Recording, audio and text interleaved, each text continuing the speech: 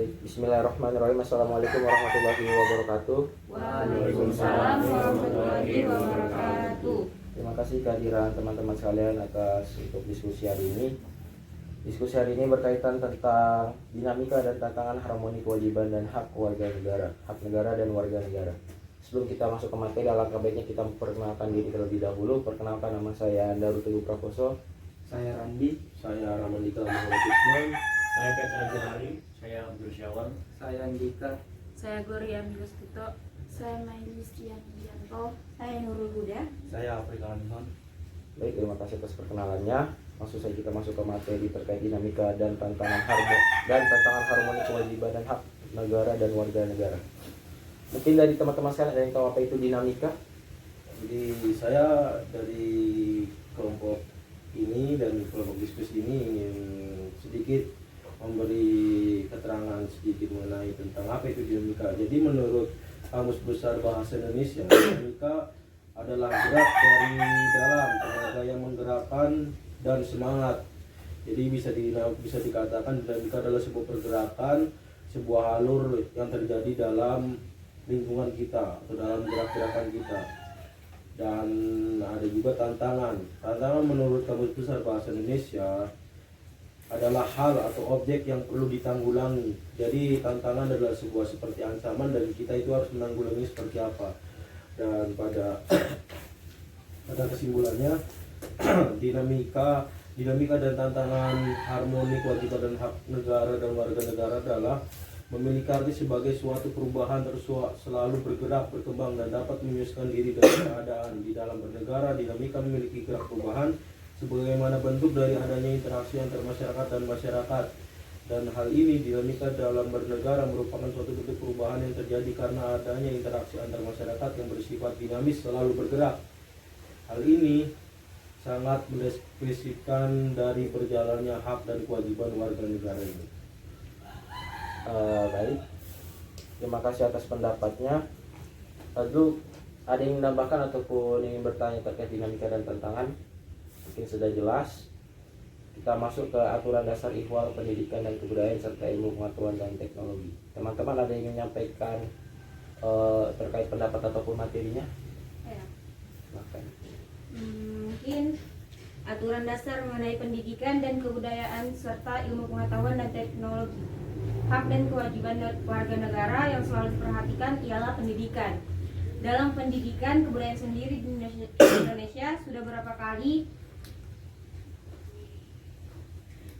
mengalami gerak dinamis. Hak warga negara dalam bidang pendidikan diatur dalam pasal 31 ayat 1 Undang-Undang Dasar RI 1945. Apa sih isi pasal tersebut? Isinya itu pada pasal 31 ayat 1 Undang-Undang Dasar NRI 1945, yaitu tiap warga negara berhak mendapatkan pengajaran. Lanjut. Ada lagi yang ditambahin teman-teman sekalian? Saya, Silakan.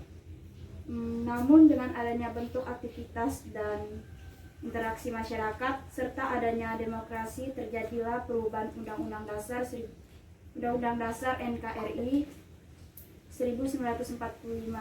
Isi pasal mengenai bidang pendidikan sesuai dengan pasal yang tertera pada pasal 31 ayat 1 Undang-Undang Dasar NKRI 1945 adalah setiap warga negara berhak mendapatkan pendidikan. Nah, setelah kita lihat kedua rumusan tersebut, apa yang mengalami perubahan dalam pasal tersebut? Ada yang tahu? saya Silakan Andika. perubahannya itu terjadi terletak pada penggantian dari kata tiap-tiap menjadi setiap dan kata pengajaran menjadi sebuah pendidikan, yang dimana dua kata tersebut ini memiliki pahaman yang sangat luas dengan penggantiannya, seperti kata pengajaran memiliki arti sempit dibandingkan dengan arti pendidikan, di mana pendidikan ini tersebut adalah suatu proses dalam menanamkan nilai-nilai baik dalam bentuk ilmu pengetahuan dan perilaku sosial dalam bermasyarakat, keluarga, sekolah maupun lingkungan keluarga. Dengan demikian, adanya perubahan tersebut menyebabkan hak seorang warga negara dalam menjalankan pendidikan sangatlah dianggap penting di negara Indonesia. Sekian, terima kasih. Silakan. Ada Jadi, yang tambahin? saya Ramandika izin menambahkan, jadi bisa dikatakan bahwa pendidikan itu merupakan pendidikan atau pengajaran adalah merupakan suatu hal yang merupakan hak dan kewajiban warga negara dan negara tersebut. Warga negara yang memiliki hak untuk mendapatkan pendidikan tersebut, dan juga pemerintah atau negara yang memiliki kewajiban untuk memberikan hak tersebut kepada masyarakat tersebut. Dan dalam hal pendidikan di sini sering banyak terjadi dinamika seperti contohkan seperti tadi dijelaskan oleh sahabat dan teman saya bahwa memiliki arti-arti yang beriringnya jalan dan beriring juga perubahan. Ya. Baik, terima kasih. Lalu sini bukan hanya berbicara soal pendidikan dan kebudayaan, tapi ada juga tentang ilmu pengetahuan dan teknologi. Teman-teman ada yang ingin sampaikan pendapat? Saya. Ya, silakan Randi. Dalam bidang pendidikan ada pula subbab yang mengalami pembaruan. Salah satunya pasal mengenai upaya pemerintah dalam mengembangkan ilmu pengetahuan dan teknologi. Perubahan terbentuk dalam rumusan pasal 31 ayat 5 Undang-Undang NRI 1945, yakni pemerintah memajukan ilmu pengetahuan dan teknologi dengan menjunjung tinggi nilai-nilai dan agama dan persatuan bangsa untuk kemajuan peradaban serta kesejahteraan umat manusia. Sekian. Baik, terima kasih atas pendapatnya. Mungkin ada yang dapat menyampaikan contoh-contoh kesenjangan budaya yang kerap kali muncul di masyarakat kita? Saya. Ya, silakan Syawal. Jadi menurut saya ada contoh ya, contohnya itu di bidang kebidanan. Khususnya di luar negeri, dalam menurunkan angka kematian ibu atau AKI, pemerintah setempat melakukan teknik ban kondom agar kejadian seks bebas maupun pemerkosaan dapat diturunkan. Hal ini pun berdampak pada sistem ilmu pengetahuan dan teknologi atau IPTEK di Indonesia yang ingin mencanangkan program tersebut di Indonesia. Mungkin ya cukup itu ya. Baik, terima kasih atas tanggapannya. Mungkin sampai sini teman-teman ada yang ingin bertanya terkait hal ini? Saya kira cukup. Ada yang beberapa yang saya tambahkan, karena Indonesia ini sangat kuat diarungi oleh arus globalisasi, ada beberapa strategi kebudayaan nasional yang harus kita pilih. Yang pertama itu ada menerima sepenuhnya unsur-unsur budaya asing yang sesuai dengan kepribadian bangsa kita. Lalu yang kedua itu ada menolak sepenuhnya unsur-unsur budaya asing yang tidak sesuai dengan kepribadian bangsa kita. Lalu yang ketiga menerima secara selektif unsur budaya asing yang belum jelas apakah sesuai ataupun bertentangan dengan kepribadian bangsa. Nah, di sini saya ingin bertanya juga, apakah bagaimana budaya asing dapat kita terima secara selektif, dan mungkin contoh-contohnya? Adakah teman-teman ingin menjawab? Mungkin dari saya, Petra Johari, saya ingin menjawab. Untuk kita bisa selektif memilah atau memilih masuknya budaya asing ke dalam Indonesia ini, pertama kita lihat apakah budaya ini termasuk dampak positifnya sangat bagus atau tidak pada kehidupan masyarakat Indonesia. Contohnya itu seperti budaya jalan kaki yang dilakukan oleh negara-negara maju seperti Jepang, Belanda. Mereka sudah terbiasa melakukan budaya ini. Dan juga ada contoh-contoh lainnya seperti budaya membuang sampah pada tempatnya. Itu kan karena negara-negara maju ini mempraktekannya, jadi mengurangi tingkat bencana alam yang disebabkan oleh manusia. Itu bisa kita patut contohi dan kita praktekkan dalam kehidupan berbangsa. Ya, mungkin itu saja. Terima kasih saudara saya Petra. Mungkin itulah yang dapat kita bahas mengenai aturan dasar ihwal pendidikan dan kebudayaan serta ilmu pengetahuan dan teknologi. Kita masuk lagi ke subbab kedua, aturan dasar ihwal perekonomian nasional dan kesejahteraan sosial. Nah, ada yang ingin langsung saya tanyakan, bagaimana sih ketentuan mengenai perekonomian nasional yang diatur dalam UUD NRI 1945? Teman-teman ada yang bisa menjawab? Saya. Silakan dijawab. Sebelum diubah ketentuan ini diatur dalam bab 14 dengan judul kesejahteraan sosial dan terdiri atas 2 pasal, yaitu pasal 33 dengan ayat 3 dan pasal 34 tanpa ayat. Setelah perubahan Undang-Undang NRI 1945, judul bab menjadi perekonomian nasional dan kesejahteraan sosial, terdiri atas 2 pasal, yaitu pasal 33 dengan 5 ayat dan pasal 34 dengan 4 ayat. Nah, setelah itu yang saya dapatkan salah satu perubahan penting untuk pasal 33 yang terutama dimaksudkan untuk melengkapi aturan yang sudah diatur perubahan UUD 1945. Nah, perubahannya itu apa aja sih? Ada yang tahu? Oh, ya, silakan Kalak. Yaitu pada pasal 33 ayat 1 Undang-Undang Dasar Negara Republik Indonesia 1945, asas menegaskan asas kekeluargaan.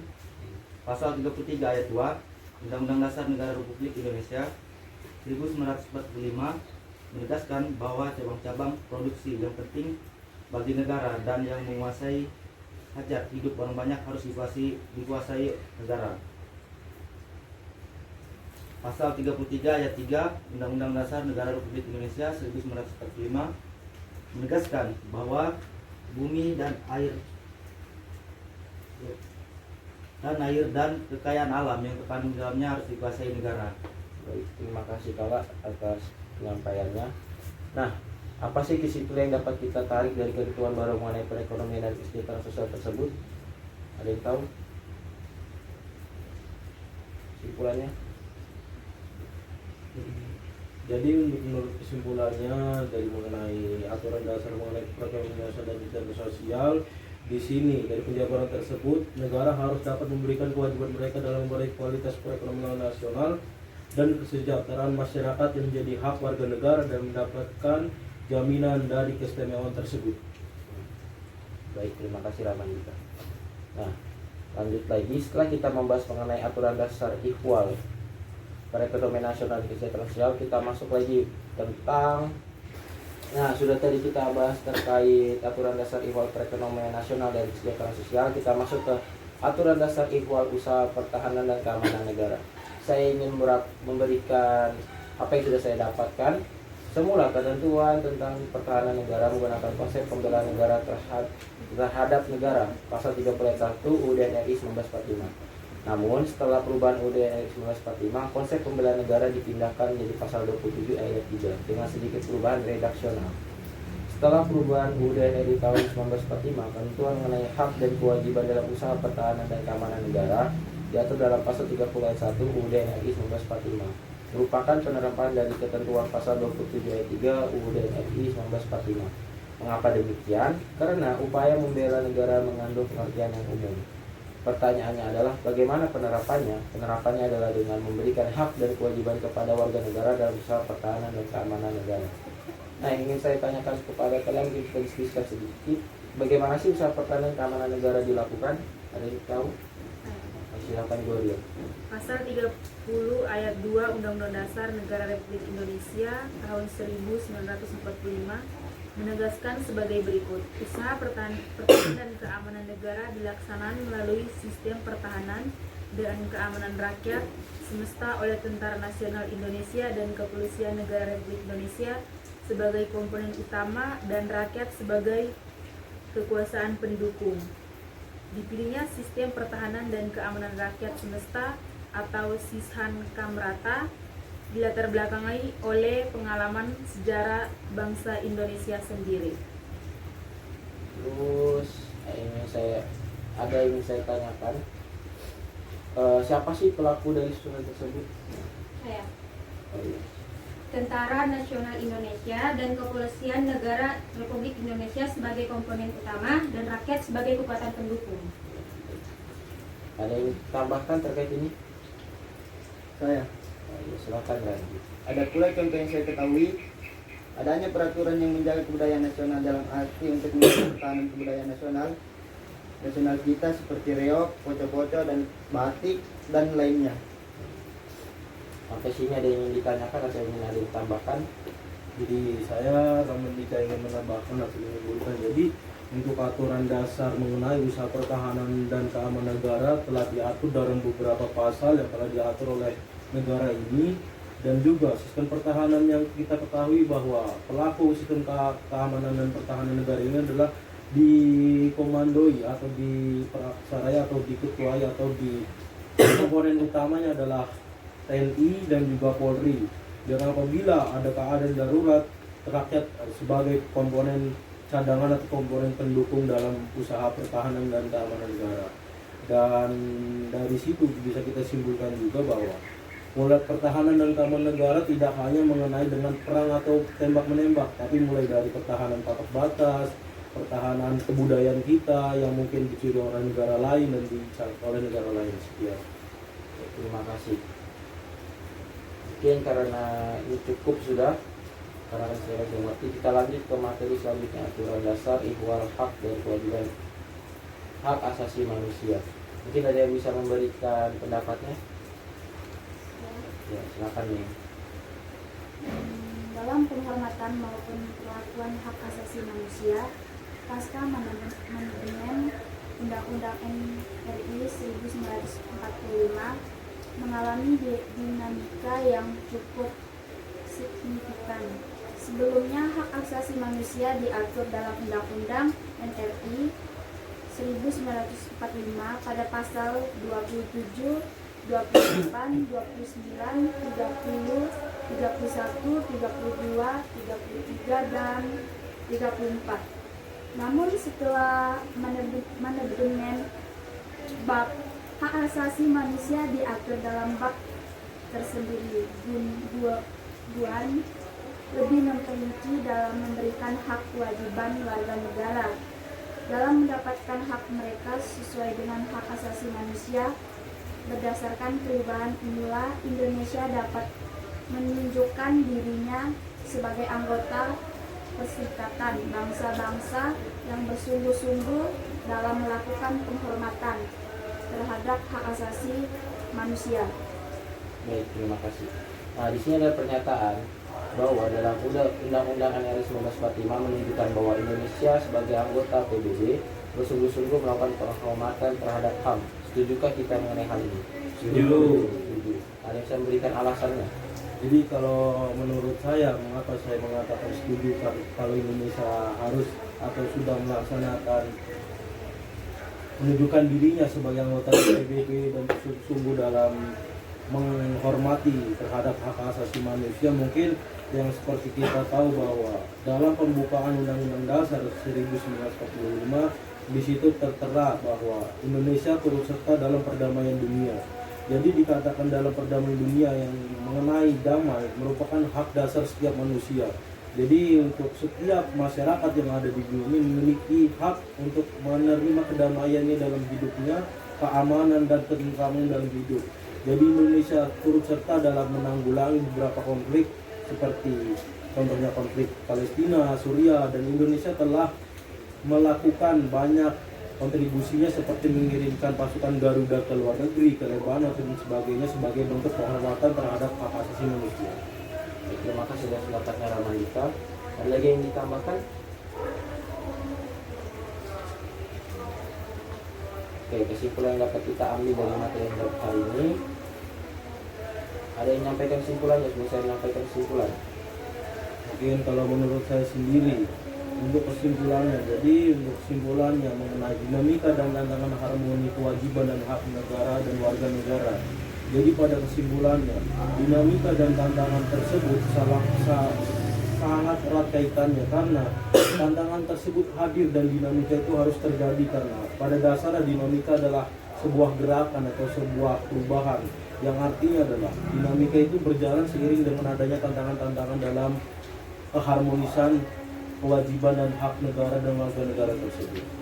Baik, terima kasih Ramandika. Saya setuju dengan Ramandika. Ada poin yang saya tambahkan juga, hak dan kewajiban warga negara dan negara melalui dinamika terbukti dengan adanya perubahan-perubahan dalam rumusan pasal-pasal UUD RI 1945 melalui proses amandemen dan juga perubahan undang-undang. Sekian dari bahasan kita hari ini. Semoga apa yang kita diskusikan menjadi manfaat buat kita semua ke depannya. Itu saya yang bisa sampaikan. Pantang tugas, pantang tidak selesai. Bila taufiq wal hidayah. Wassalamualaikum warahmatullahi wabarakatuh. Waalaikumsalam.